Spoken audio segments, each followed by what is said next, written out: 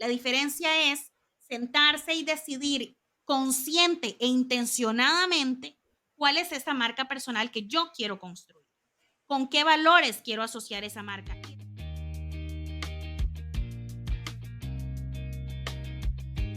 Bienvenidos al episodio de hoy. Mi nombre es Luis Sarmiento.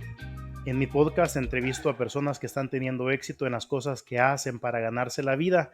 Y en esta oportunidad tenemos a Floribet González.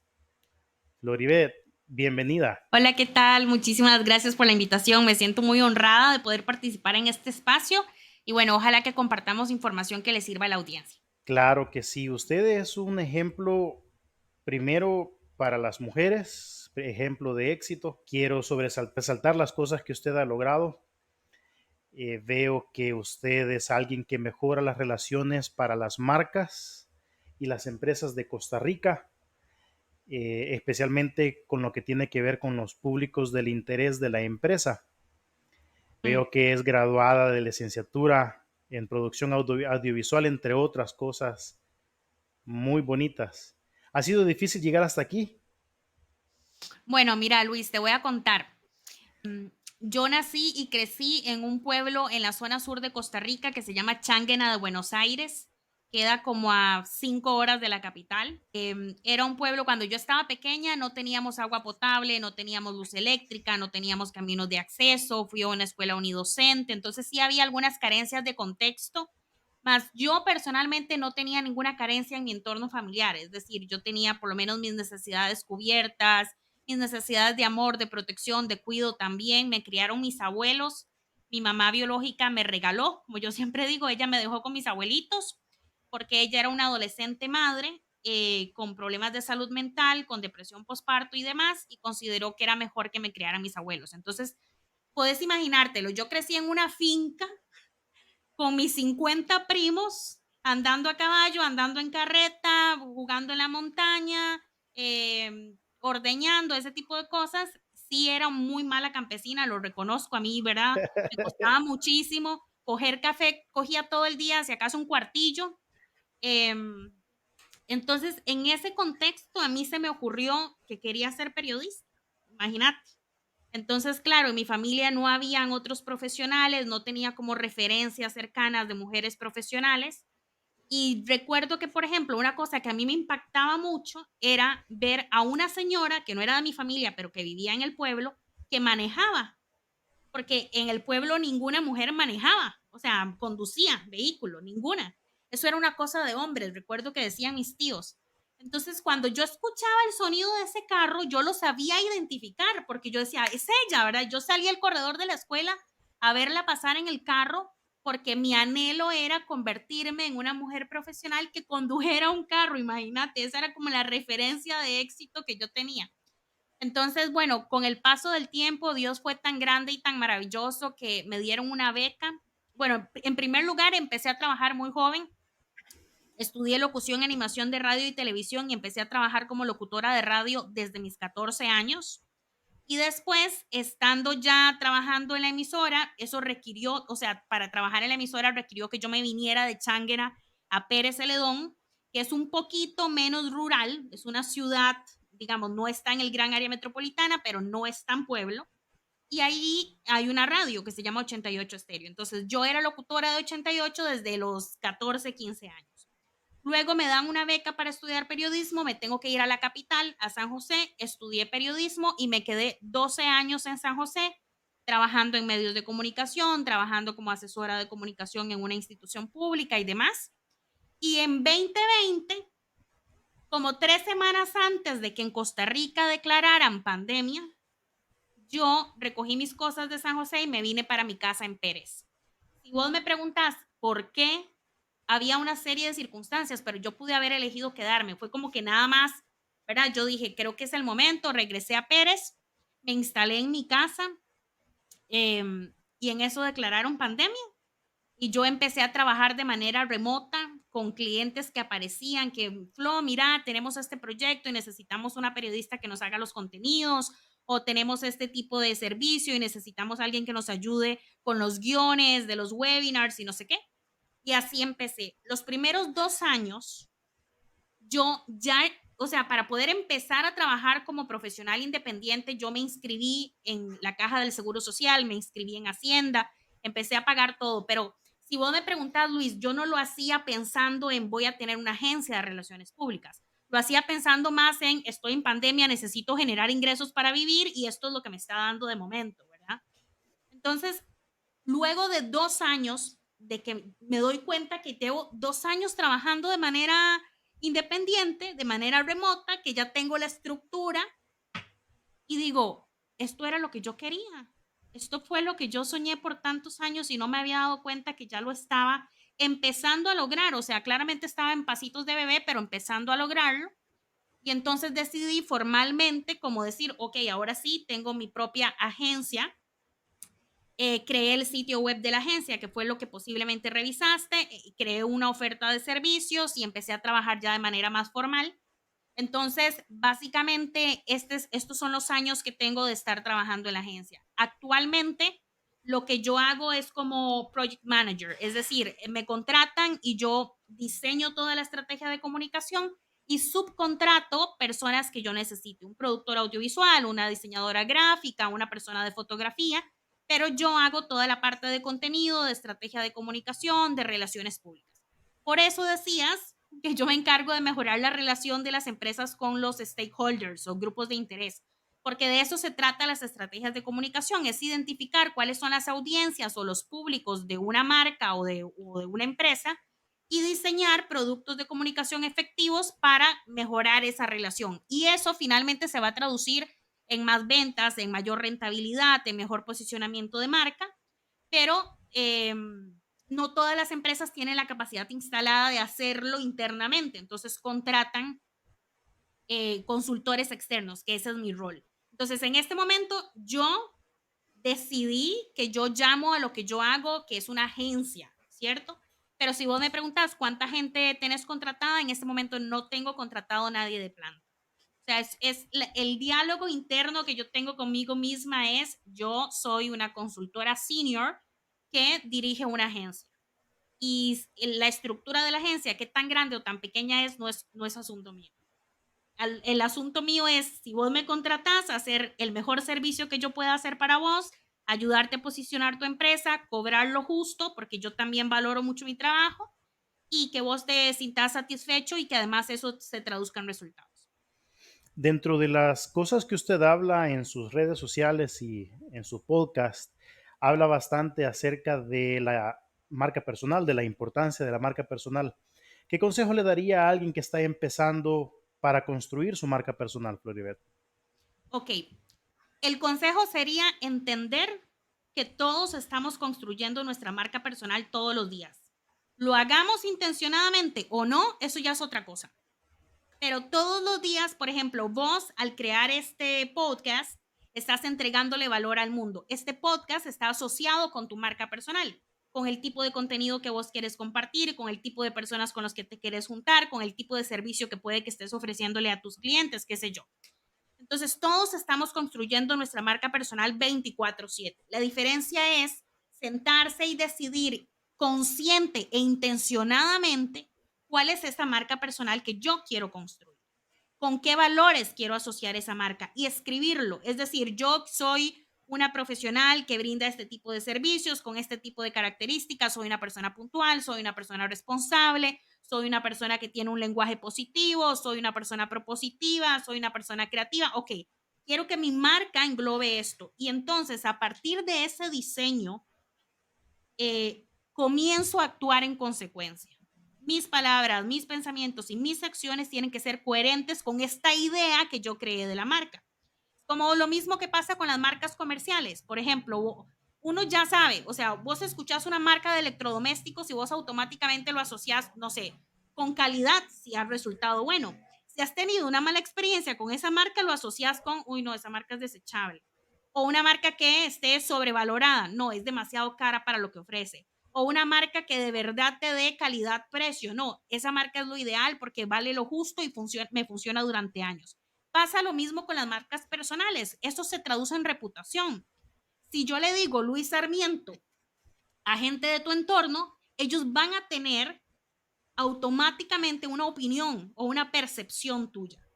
esa percepción de ellos es tu marca personal. Ahora, uno puede influenciar esa marca personal. Si vos tenés una idea de mí, por ejemplo, vos crees que soy una persona puntual, pero me convocas a reuniones y 4 de cada 3 veces te llego tarde, estoy creando que vos puedes decir, sí, Floribeta es muy profesional, pero siempre llega tarde. Entonces, yo puedo influenciar con mis acciones, con mis palabras, con la forma en que me visto, con la forma en que camino, con mis hábitos del día a día, con mi vocabulario, con mi lenguaje, con todo esto yo puedo influenciar la percepción que vos tenés de mí. Pero finalmente esa percepción es mi marca personal.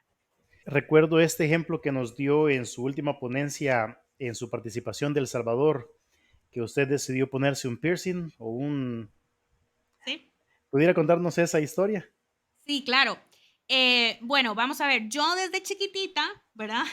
La rebeldía, yo soñaba con ponerme un piercing en la nariz, pero un piercing así tipo ternero, o sea, el arete que, ¿verdad? Chivísima. Y yo decía, claro, yo me quiero poner eso, pero yo vivía con mi abuelita, ¿verdad? Con mi mamá, la que me crió, ella es una señora mayor, conservadora, y yo dije, no, o sea, como que a la casa yo con un piercing no puedo llegar. Pero pasaron los años y en este momento tengo 33 años. Esto más o menos fue cuando cumplí 30. Cuando cumplí 30 dije, esta es la hora de ponerme un piercing. Yo soy una mujer empoderada de 30 años y a esta edad no me pongo el piercing, ya no me lo puse nunca. Me fui, me puse la bendita argolla en la nariz, me sentía realizada, me tomé todas las fotos del mundo, las subí a redes, todo súper bien. Y lo que pasó fue que un día fui a una reunión con un cliente y yo, claramente, por mi rol como consultora, vos seguramente lo sabés, uno representa la marca de sus clientes. Es decir, a mí me contratan para un tema de relacionamiento con los clientes de mi cliente. Entonces él me dice, Floribet, mira, es que yo no te imagino a vos en una reunión representando a mi empresa con ese arete en la nariz. Entonces, claramente, a mí en ese momento, ¿verdad? Yo dije, pero esto no tiene nada que ver con la calidad de mi trabajo ni con mi profesionalismo. Tenemos muchos años de trabajar juntos. Él sabe perfectamente el nivel de profesional que yo soy, pero él tiene todo el derecho del mundo a decidir cómo quiere o quién quiere que lo represente. Entonces yo en ese momento me senté conmigo misma y mi adolescente que soñaba con el arete y dije, ¿qué me sirve más en este momento? O sea, yo tenía el sueño de tener el arete, me lo puse, me tomé las fotos, todo divino, ya lo cumplí, era mi caprichito, ya lo logré. En este momento, si este arete me está generando ruido para sostener o alcanzar metas profesionales o financieras, por ejemplo, para mí era importante el ingreso económico que me representaba este cliente.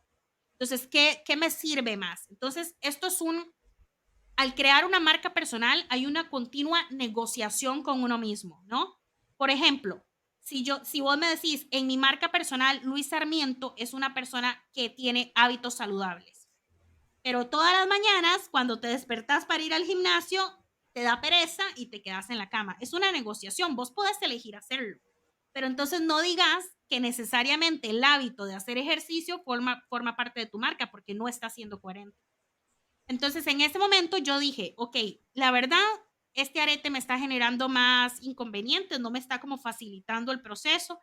Este cliente ya me lo dijo, si otro cliente me lo vuelve a decir o así, ¿por qué voy a estar pasando por eso? Es una opinión personal, yo pude haber elegido quedarme con el arete y el cliente sabrá si me sigue contratando o no, pero en ese momento yo tomé la decisión de quitármelo. ¿Por qué? Porque ese arete en ciertas industrias, en cierto sector, para ciertos clientes, representaba como informalidad o poco profesionalismo o qué sé yo, o sea, cosas que ellos tenían en su opinión, digamos, relacionados con eso. Entonces yo me lo quité y listo, no pasó más nada. Pero por eso te digo, es como una decisión personal todos los días de elegir cómo me quiero vestir, cómo quiero caminar, cómo quiero hablar, con quién me quiero juntar, qué tipo de contenido quiero consumir en redes sociales, qué tipo de contenido quiero ofrecerle a mis clientes, qué tipo de servicio. O sea, todo eso hacerlo de manera intencionada, eligiendo aquello que uno realmente cree que le va a ayudar a alcanzar sus metas personales, profesionales, académicas, laborales, financieras, qué sé yo. Más adelante vamos a hablar acerca de los desafíos emocionales, específicamente en redes sociales, pero Seguramente esto requirió mucha madurez emocional de parte suya, ¿no es cierto? Lo de quitarme el arete. Sí, Sí, claro, claro, pero digamos que eso es una decisión muy superficial, como muy vana. Hay otras decisiones que son más fuertes. Por ejemplo, que yo te digo, te ofrecen un puesto de trabajo en el extranjero y tenés que decidir si te vas o no. Es una decisión donde tenés que poner en esa balanza cuáles son tus metas a futuro, cómo te ves vos a futuro, cuál es la marca personal a la que estás aspirando y si irte del país te ayuda o no te ayuda. Por ejemplo, eso es una decisión más trascendental. pero quieras o no, Floribel, del calibre de mujer que usted es, a usted se le hizo fácil, pero créame, yo conozco a gente que ese arito significa mucho y seguramente se lo hubieran dejado. La decisión de cómo querés proyectarte ante el mundo es tuya, es 100% personal, pero tenés que asumir las consecuencias de la imagen que Correcto. estás ofreciendo. Sí, aunque eso permita, eso lleve a perder clientes también, ¿verdad? Porque eso hubiera suponido en su caso. O por ejemplo, dependiendo la industria, vos me podés decir, si yo fuera, no sé, ingeniera, obviamente mi forma de vestir puede ser más informal. Ingeniero me refiero como de sistemas o ingeniero como de estos programadores o así. Tal vez la forma de vestir es más como casual o más deportiva, incluso, qué sé yo. Si mi puesto es gerente de una compañía de servicios médicos, pues entonces voy a requerir otro dress code distinto. Entonces es simplemente como mantener tu esencia, que es la base de tu marca personal, pero ajustar esa esencia a aquello que te va a ayudar a alcanzar las metas. Desde la forma de vestir, la forma de hablar, los hábitos del día a día, y eso es una elección personal. Ahora, a este punto, hay muchas personas que quizás nos puedan estar viendo que ya llevan años con sus empresas, se han vuelto líderes en su propio rubro. Hablando de la marca personal, ¿cómo puede un líder usar su marca personal para humanizar su empresa? Esa es una excelente pregunta. Yo más bien diría, siempre puede un líder usar su marca personal para humanizar a la empresa. Digamos, las empresas generalmente, las marcas comerciales generalmente son marcas comerciales, es decir, son muy abstractas, te ofrecen un servicio con ciertas características, tal vez alguna garantía o te ofrecen un producto, pero está demostrado que los seres humanos nos identificamos más con las historias. O sea, yo puedo venir aquí y soltarte una serie de datos sobre este teléfono y decirte, este es el mejor teléfono, tiene una cámara de tanto, todo lo que vos querás. Y vos, si tenés conocimiento técnico, puede que te sirva. Si no, vos decís, ¿por qué me está explicando eso? Yo ni voy a saber si es bueno o mal teléfono, digamos. Pero si yo vengo y te digo, Luis, ¿vos sabías que con este teléfono yo grabé la última vez que estuve con mi hermano? Estábamos juntos en mi país, pasamos una cena lindísima y siempre que veo este teléfono me acuerdo que fue el único testigo del rato que pasé con mi hermano antes de que él se fuera. Y además las fotos son súper de buena calidad, entonces las pude imprimir y las tengo en mi estudio y no sé qué. Vos te quedas como, yo necesito un teléfono como ese, ¿me entendés? ¿Por qué? Porque estoy humanizando la información que te estoy dando. O por ejemplo, si yo te dijera, el 1% de la población del mundo no tiene acceso al agua potable, vos como, bueno, es el 1%. Pero si yo te digo, ese 1% se traduce en, estoy inventando porque no tengo ni idea cuál es la cantidad real, se traduce en, voy a mentir, 100 millones de personas que no tienen acceso al agua potable, como Juanita, de 5 años, que todas las mañanas se levanta para ir caminando hasta la quebrada y recoger un balde de agua, para que ella y su hermanito puedan alistarse, preparar la comida y después ir a la escuela. Entonces vos te quedás como Juanita, o sea, la historia de Juanita es lo que te influye, es lo que te afecta, es lo que se queda en vos, no el porcentaje. Vos vas a decir, pero ¿cómo? O sea, Juanita tiene la edad de mi sobrina o la edad de mi hija, ¿y cómo vas a levantarse en la mañana e ir a traer agua? Porque estás humanizando, dándole una historia o un rostro a la información que te estoy dando. Lo mismo pasa con las empresas. O sea, hay gente que, por ejemplo, siempre que habla de Facebook, habla de Mark Zuckerberg. O sea, automáticamente uno asocia una cosa con la otra. Hablas de Bill Gates por sobre su marca, por sobre su empresa. O hablas incluso de presidentes, no sé, te voy a dar un ejemplo. Barack Obama. O sea, Barack Obama fue el primer presidente negro en la historia de los Estados Unidos, un país que además tiene un historial racista súper fuerte, ¿no? Y él fue un líder que rompió esquemas, que fue presidente, todo lo que vos quieras. Entonces, el día de mañana, una empresa, por darte un ejemplo, contrata a Barack Obama de CEO y eso va a aparecer en todos los medios, porque es la marca de él. O sea, ya no es el presidente de los Estados Unidos, pero eso aparecerá en todos los medios.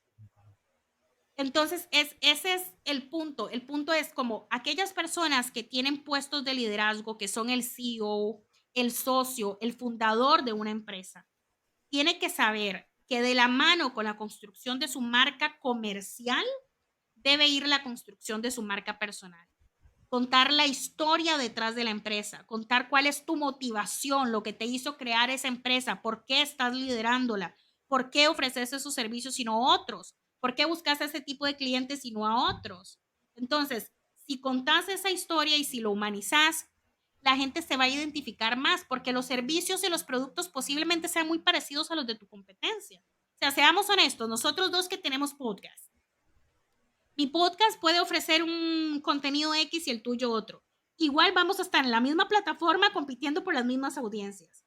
¿Cuál va a ser la diferencia? Hay gente que va a conectar con vos por tu mensaje, por tu forma de darlo, y gente que va a conectar conmigo, y gente que puede que escuche ambos podcasts, pero no necesariamente nos van a comprar, pero puede que sí. ¿Por qué? Porque se identifican con nosotros. Entonces, dentro del servicio que yo siempre doy, que son las estrategias de comunicación, yo sí o sí incluyo temas de capacitación en marca personal para los líderes de la empresa y temas de vocería e incluso temas de liderazgo, porque todo eso está asociado. O sea, la forma en la que los gerentes, los CEOs, los socios, los dueños se proyectan afecta sí o sí a la forma en la que se posiciona la marca comercial. ¿Nos puede dar algunos ejemplos de a qué se refiere con vocería? ¿A qué me refiero con vocería? Ok, Sí. cuando hay una empresa eh, y la empresa tiene que salir ante medios de comunicación, ante la comunidad, ante sus colaboradores a dar una noticia, generalmente la persona que da esa noticia a nombre de la empresa es su vocero o vocera. Pero, por darte un ejemplo, cuando anuncian que van a abrir oficinas de Google en el país, entonces sale este señor o esta señora formal a dar declaraciones ante la prensa. Sí, efectivamente, en Google nos sentimos muy agradecidos de tener la oportunidad de traer nuestra marca y nuestro negocio a este país. Lo elegimos por esta y esta razón. Estamos muy ilusionados con lo que viene para todo eso. La persona que lo habla generalmente es el vocero o vocera de la empresa. Pero muchas veces esos voceros están ahí por autonomacia, o sea, son como el gerente, entonces pues le tocó salir a hablar, Ujú. ¿no? O es el director de recursos humanos, entonces ni modo, a ese es el que le toca salir a decir que van a despedir gente. O es o tal vez algunas veces los voceros son técnicos. Por ejemplo, se va a hablar de un tema muy específico sobre una nueva ley y sale el vocero de una firma de abogados que es especialista en ese tema. Pero yo no sé si a vos te ha pasado, que uno sea muy bueno técnicamente en un tema o que uno tenga un puesto de jerarquía y por ende le toque hablar a nombre de la empresa, no significa que seas bueno hablando ante el público. O sea, yo conozco gente que es maravillosa en su puesto de trabajo, pero no la pongas a exponer o no la pongas a explicar temas porque se complican todos. Entonces, parte de las estrategias de comunicación es formar en vocería, darle tips, recomendaciones, entrenar a la persona, simular entrevistas, todo esto para que la persona se sienta más cómodo en un espacio como este de entrevista y pueda ir y hablar ahora sí con mucha más tranquilidad frente a las distintas audiencias a nombre de la empresa. Es como el copy en el SEO, saber estructurar el mensaje, que sea llamativo. Es como hablarle un mensaje grueso, profundo a un niño de 5 o 10 años y que lo entienda.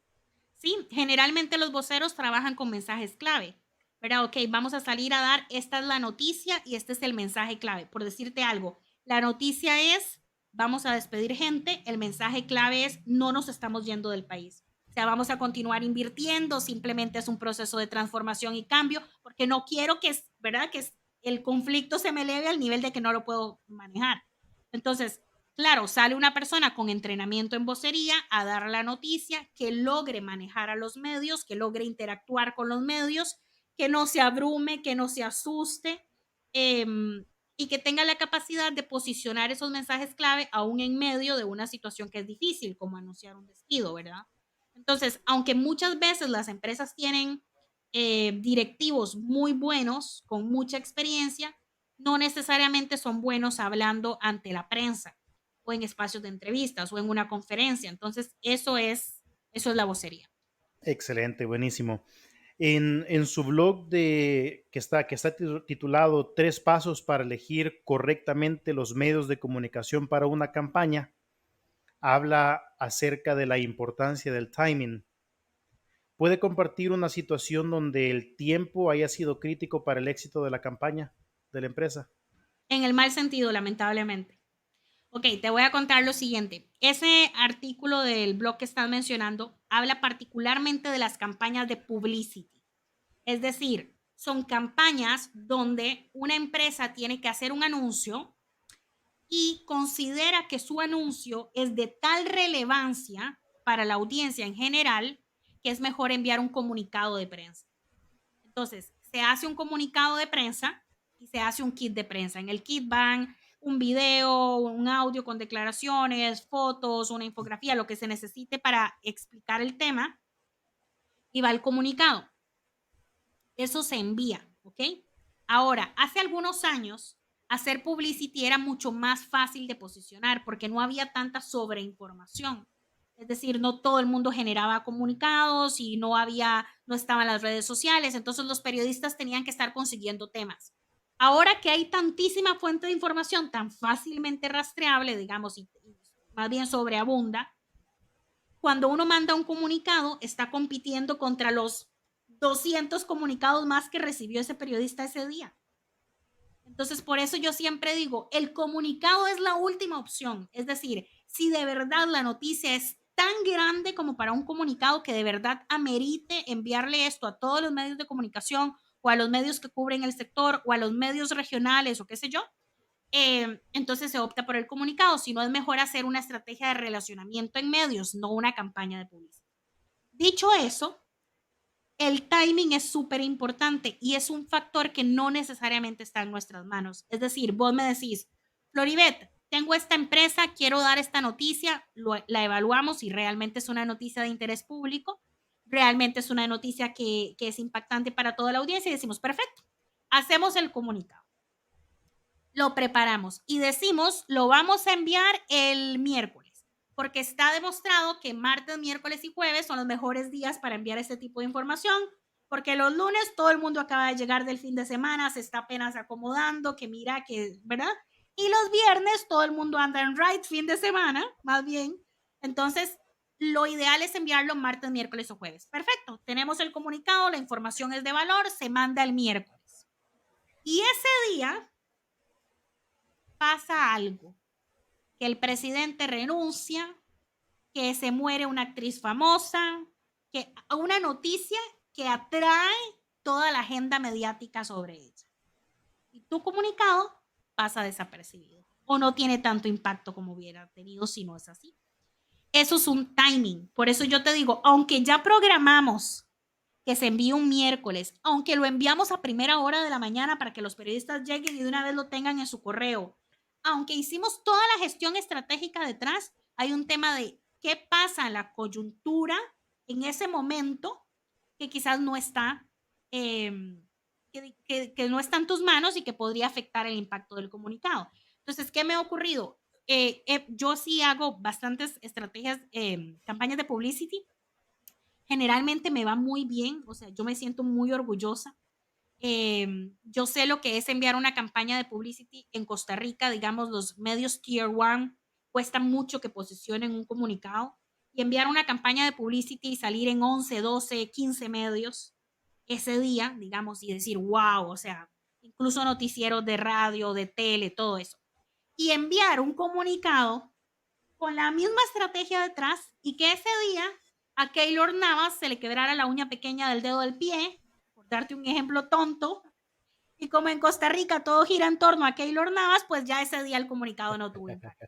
por darte un ejemplo tonto, es una broma, ¿no? Pero pasa algo que atrae la atención de los medios y todo el mundo se enfoca en cubrir eso y una información que en otras circunstancias habría sido importante pierde interés.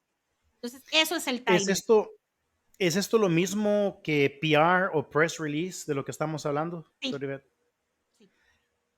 ¿Qué efecto tiene los press releases en, en la parte de SEO? ¿Ha trabajado usted en eso? Mm, no, vamos a ver. Hay un defecto del press release y es que es el mismo texto para todos. Entonces, ¿verdad? Vos que sos el experto, creo que Google sanciona un poquitillo eso. Entonces, el objetivo de esto es que uno manda el press release y que cada periodista en cada medio tiene la libertad de editarlo. O sea, yo lo agarro y lo reinterpreto y escribo otro texto. Si nada más lo agarro, lo copio y lo pego, pues no va a tener el mismo, o sea, no va a tener el mismo impacto para el algoritmo de Google porque es el mismo texto que va a salir en 15 sitios distintos.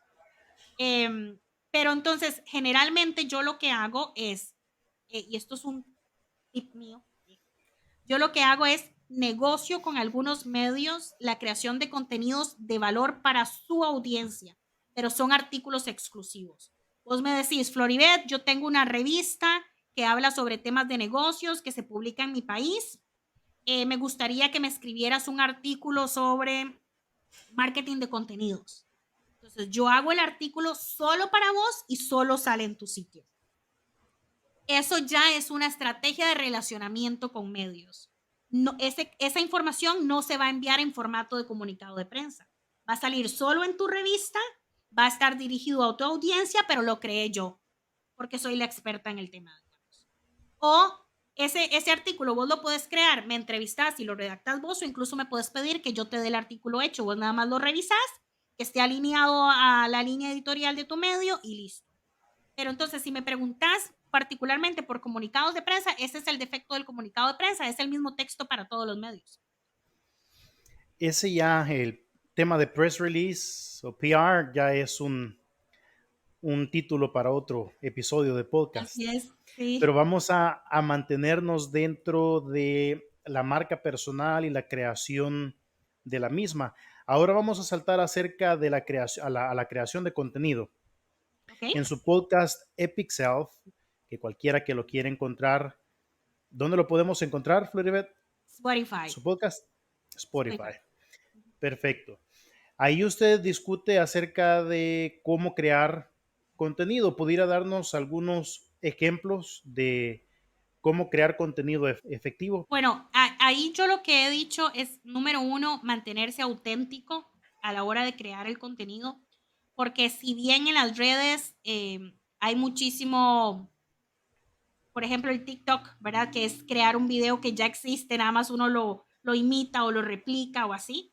Eso ha sido muy efectivo históricamente, pero si vos querés diferenciarte, tienes que crear otro nivel de contenido, digamos.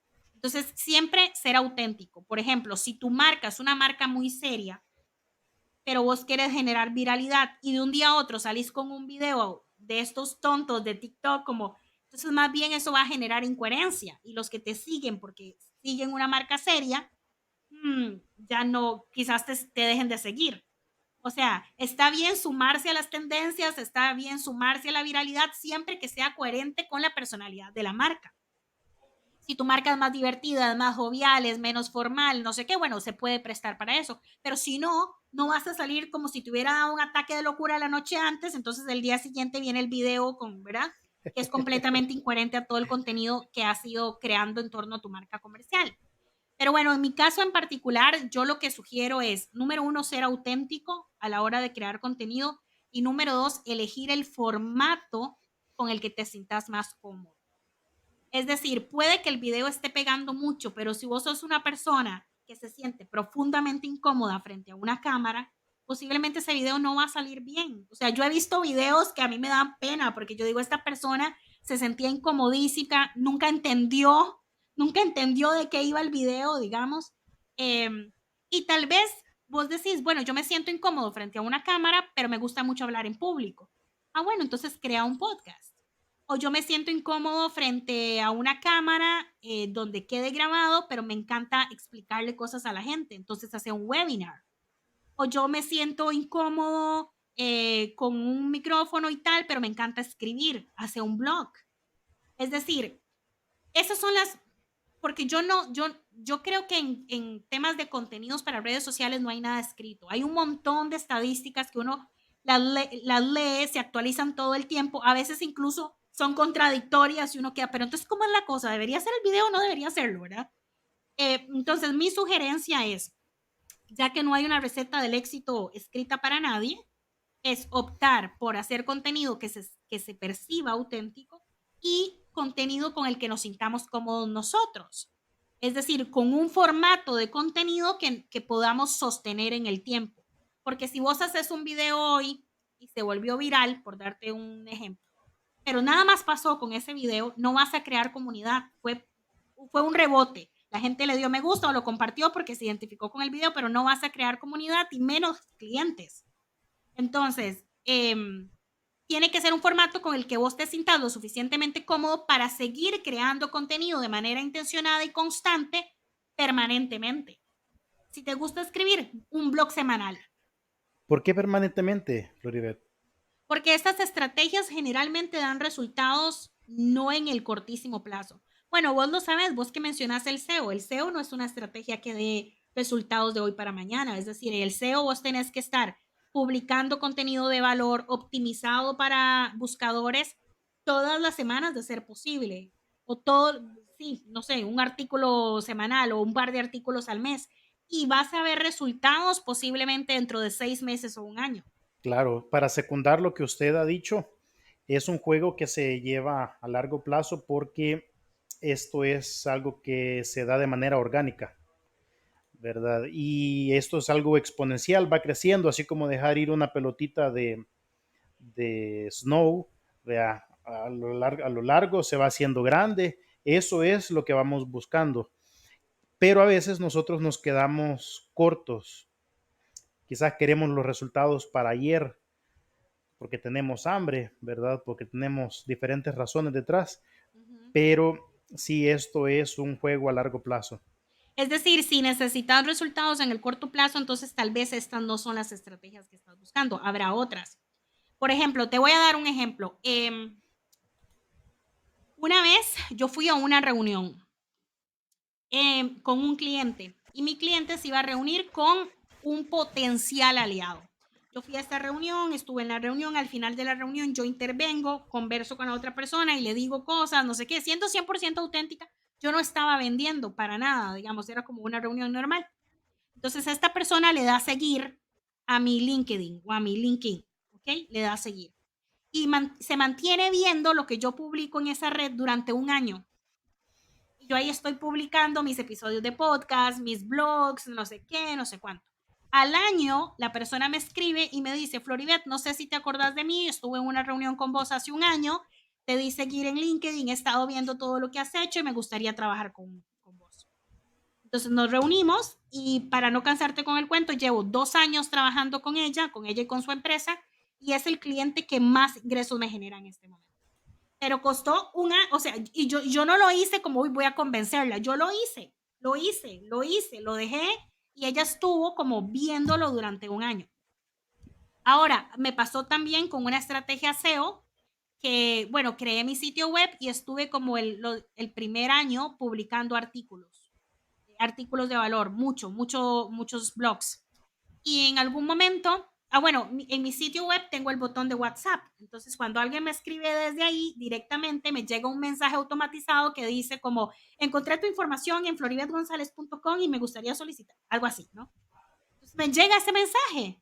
Un lunes, como a las 9 de la mañana, yo haciendo nada, me llega ese mensaje y me dice, hola Floribet, ¿cómo le va? Vea, encontramos su sitio web en Google porque puse una frase, no recuerdo si era agencias de relaciones públicas en Costa Rica o publicity en Costa Rica, o no recuerdo cuál, una frase que yo había estado trabajando con los blogs.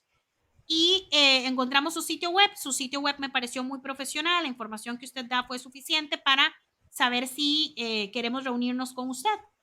Nos reunimos, hice una cotización, les hice una campaña de publicity que nos fue súper bien y ellos son una academia de inglés en Irlanda, pero querían atraer estudiantes de Latinoamérica, incluyendo Costa Rica. Entonces, obviamente ellos no me conocían de antes, ¿sí me explico?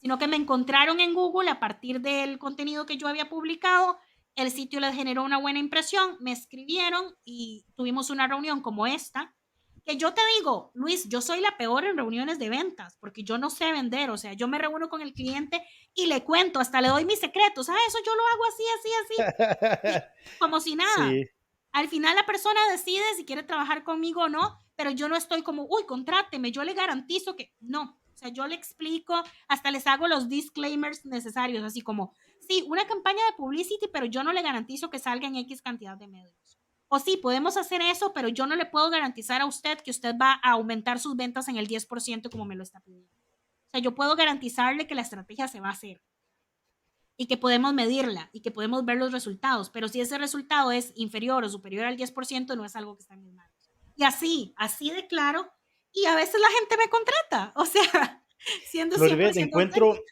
encuentro un poco irónico y pues eso puede resaltar el hecho de por qué tiene mucho valor el hecho de uno dar de publicar mucho contenido de valor en Internet.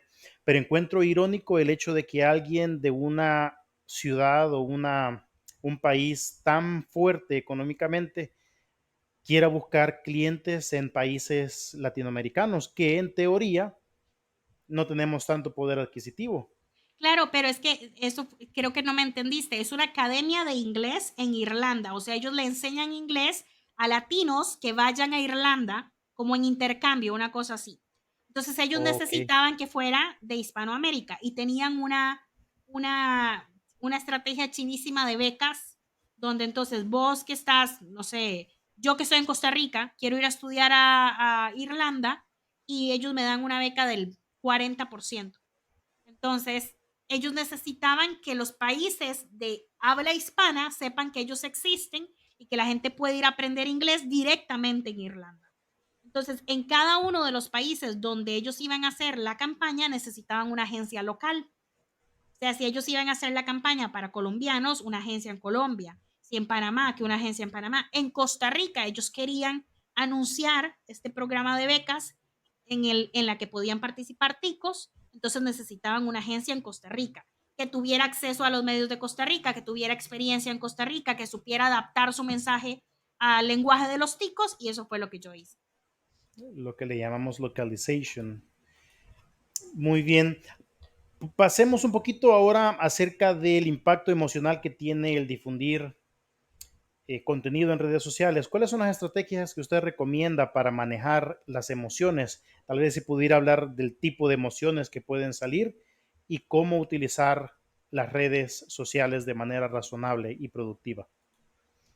A ver, de lo que yo he estudiado del tema, yo creo que la palabra clave está en la comparación.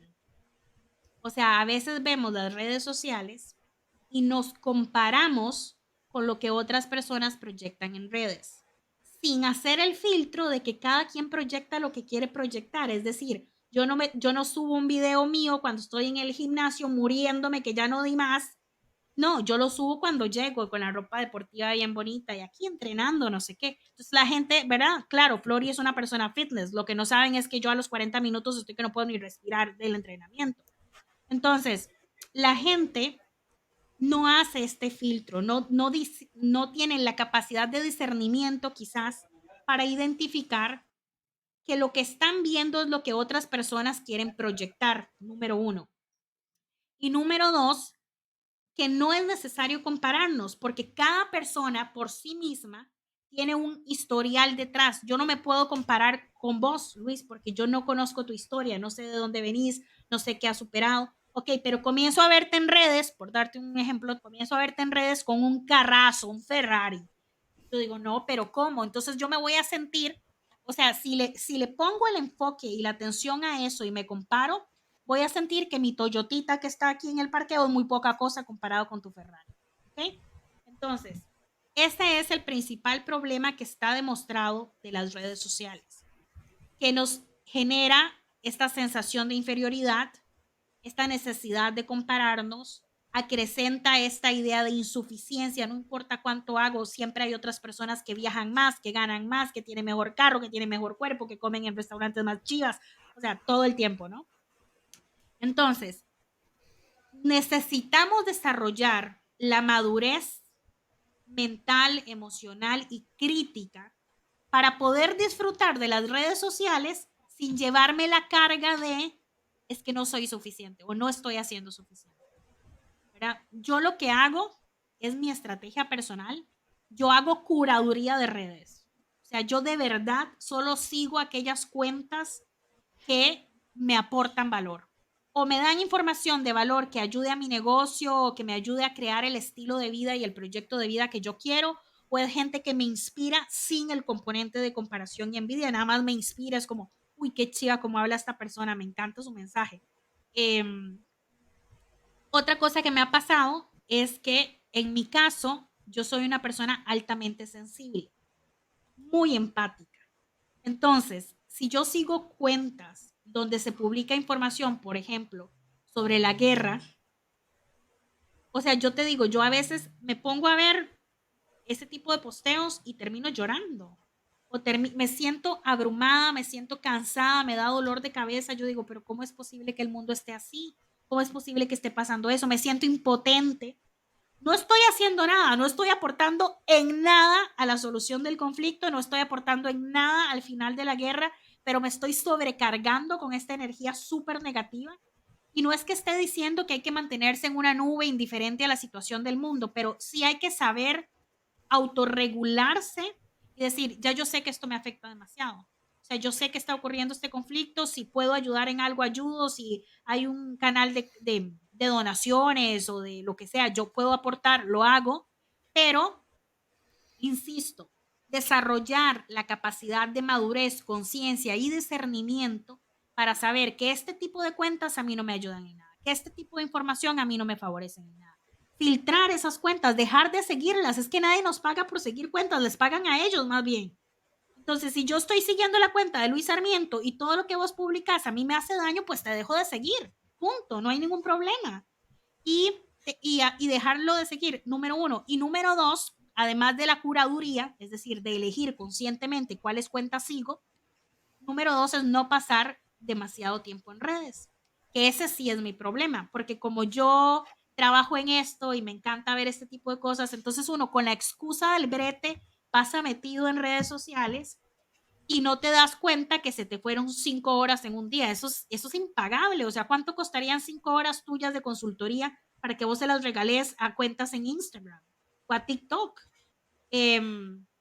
Entonces, esa es mi sugerencia. Mi sugerencia es autoconocimiento, saber cómo procesas vos la información que estás recibiendo por redes, si lo haces comparándote, disminuyéndote, lo que sea. Tener la capacidad para discernir, ¿verdad? Eso. La capacidad de dejar de seguir cuentas masivas. De hecho, o sea, yo a veces me pongo a curar, o sea, me pongo a revisar y elimino 200 cuentas que estaba siguiendo. Digo, no, ya no quiero ver más esta información. Y luego 200 cuentas. y luego saber cómo cuánto tiempo le estás dedicando a eso y si puedes dedicar ese tiempo a otra cosa. A mí, por ejemplo, me fascina leer. Yo amo leer. Y a veces me doy cuenta que en toda una semana no leí porque cada vez que me sentaba o me acostaba, que es que a descansar, en lugar de agarrar el Kindle para leer el libro, agarraba para ver Instagram. O me ponía a ver una serie en Netflix o lo que fuera. Entonces, bueno, es un tema de elección personal. Volvemos a la construcción de la marca personal, que eso se construye con las decisiones del día a día. Ahora vamos a movernos al otro lado de la moneda, Está el que consume redes sociales y el que construye. Usted ha construido un following, seguidores, más de 12,000 seguidores en LinkedIn. Cuéntanos cómo ha sido esa experiencia, cómo ha sido esa trayectoria. Bueno, vamos a ver. En principio, yo esta red social la uso como una herramienta más de construcción de marca personal y de carrera profesional. Entonces, yo muchas veces dediqué horas a, por ejemplo, rastrear cuáles son las empresas mejor posicionadas según el índice de Merco en Centroamérica. Ok, ya las tengo. ¿Cuáles son los gerentes de sostenibilidad de esas empresas? Tales personas. Los buscaba y les mandaba invitación. ¿Cuáles son los, em, ¿cómo se llama esto? Creadores de opinión en los países de Centroamérica sobre temas de empresa. Los buscaba y les mandaba invitación. ¿Cuáles son los líderes globales que a mí me gusta consumir? El tipo de contenido que me gusta consumir. Listo, le doy seguir.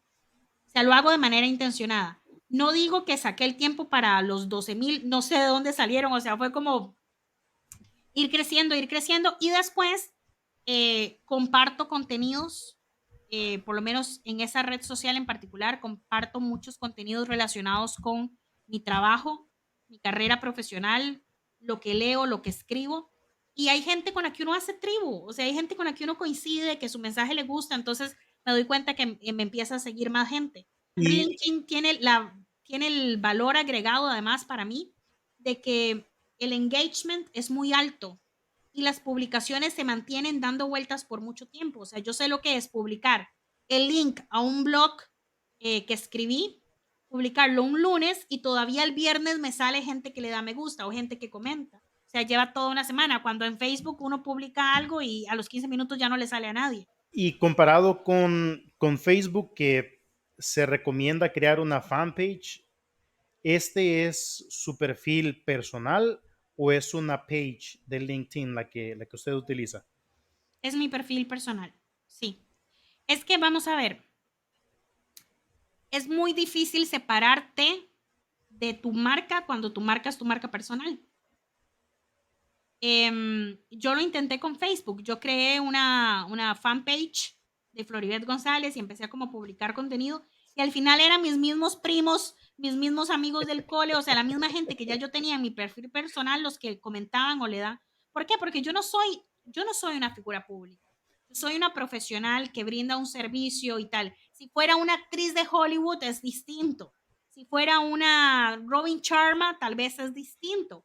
Pero en este momento de mi vida yo me siento muy orgullosa de lo que he construido, pero no me considero para nada una figura pública que necesite un fanpage porque es tan solicitada que no puede o sea, que no puede aceptarlo en su perfil personal.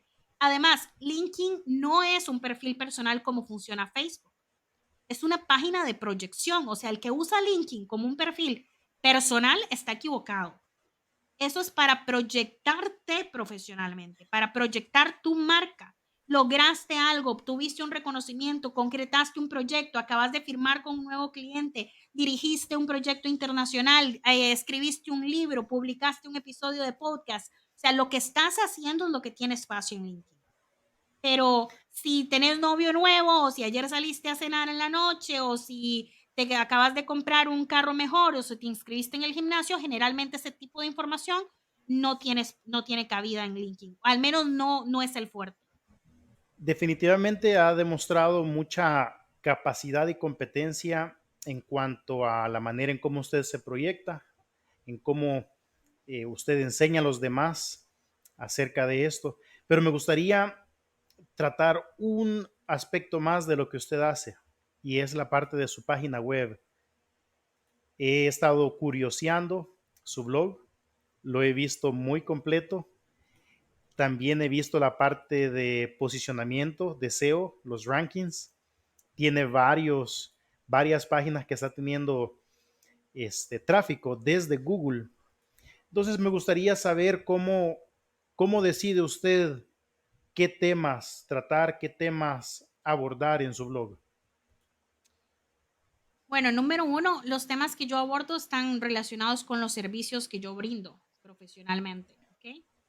Y número dos, a veces no, generalmente hago un plan de contenidos. Como digo, estos 6 meses voy a trabajar 3 temas, 2 meses cada uno, ¿no? Voy a trabajar, por decirte algo, campañas de publicity, entrenamiento de voceros y marketing de contenidos, por darte un ejemplo. Entonces ya me programo y hago los artículos eh, en, divididos con esta estructura. Otras veces me pasa que en el día a día estoy hablando con un cliente y el cliente me hace un comentario como, uy, Floribet, yo no sabía que si enviamos un comunicado el viernes es poco posible que lo repliquen. Entonces se me ocurre, uy, voy a hablar de timing en un blog. cómo elegir el mejor timing para tu campaña de publicity. Punto. Y escribo, recientemente uno de mis clientes me comentó que estaba preocupado porque él envió un comunicado un viernes y no tuvo, y explico la dinámica de los medios de comunicación, los viernes tienen otra, ¿verdad? Otra dinámica, no sé qué, los periodistas necesitan información para cubrir las notas de fin de semana, pero si ese tipo de cosas.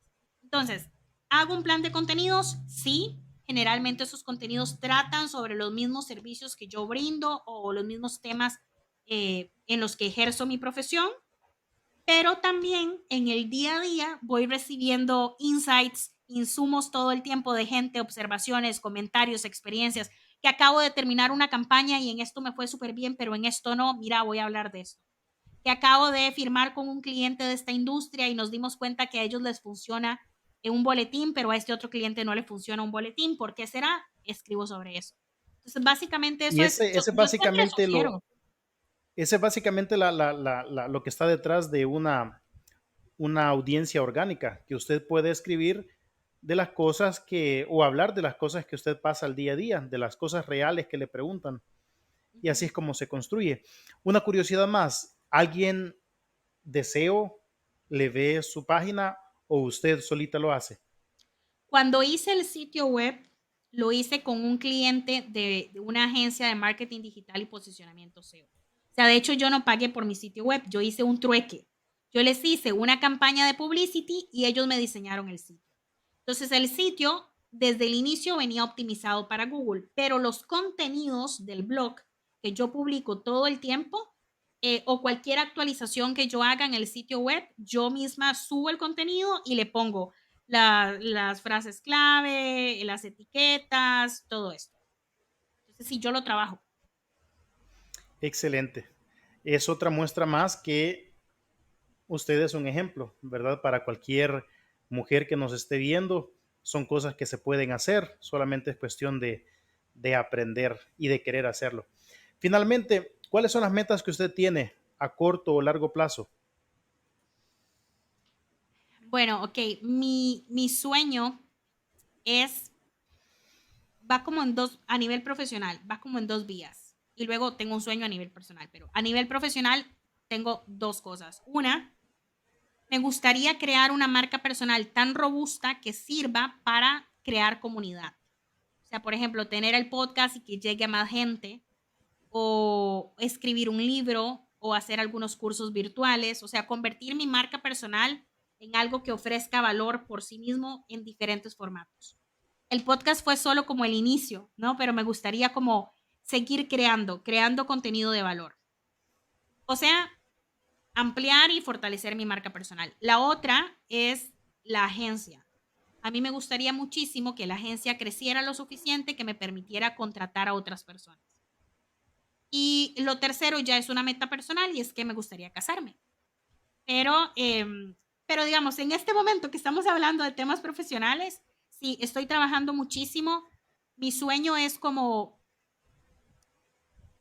ser conferencista, como de estos speakers que contratan para ir a dar charlas o capacitaciones en empresas. Estoy empezando. Este año me di cuenta, o sea, me di cuenta que hace un año creé la charla de marca personal. De hecho, creo que vos la viste, ¿no? Hace un año la hice, la diseñé, las diapositivas, el contenido, no sé qué, solamente que lo he estado como actualizando. Y en este año he dado esa charla 10 veces. Entonces digo, bueno, puede ser que mi mensaje sí tenga eco. Entonces quiero como ir amplificando eso hasta lograr convertirme en una marca personal tipo speaker internacional, que además pueda ser autora, que además pueda ser podcaster, que además pueda estar creando contenido de valor en distintas plataformas. Ese es mi trabajo, en eso estoy enfocada en este momento. Y al mismo tiempo en que voy construyendo esto, pues que mi agencia vaya creciendo también. Deseo realmente que tenga éxito en todo lo que vaya a hacer. Va por buen camino, ya muchas cosas las lleva como 10 pasos adelante que muchos de nosotros, así que esa es la razón por la que la trajimos aquí al podcast para que nos sirviera de ejemplo. Muchas gracias por su tiempo, Floribet. Nos veremos en el próximo episodio. Yo encantada, que estés muy bien y muchas gracias a las personas que se tomaron una hora de su valioso tiempo para escucharnos.